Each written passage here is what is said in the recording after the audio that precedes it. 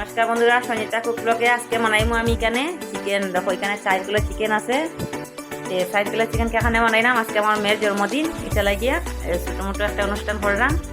এখানে আদা রসুন সব কিছু আছে, টমেটো আছে, সব কিছু রেডি হল।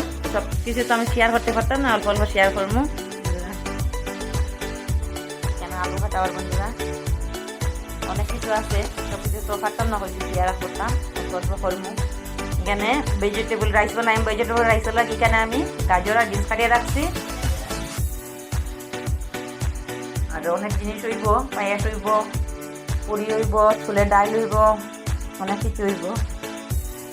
অতটুকু পেঁয়াজ রাখছি, 4 কিলোর মাংসের পেঁয়াজ অতটুকু যদি কম হয় আরও একটু দিমু, কাটিয়ে আন্দাজ করতে লাগবো।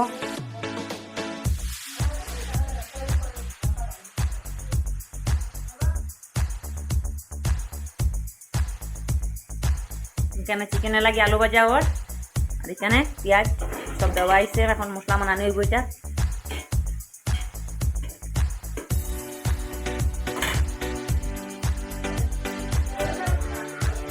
বন্ধুরা এখানে আমার চিকেন ওর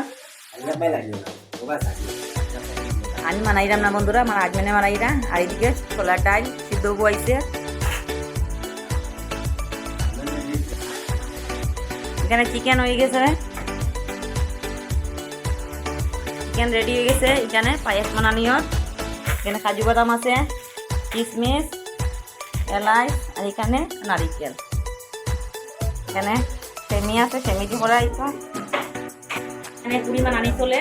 এখানে আছে ফ্রাইড রাইস, আর চিকেন তো এখানে আছে, আগে দেখাইছি চিকেন। এখানে এখানে বেগুনি আছে, এখানে চাটনি আছে, টমেটো চাটনি, আর এখানে মাছের তরকারি আছে। এখানে তো পুরি বনতো আরো। এখানে তো ডাল আছে, ডালটা তো আগেই দেখাইছি।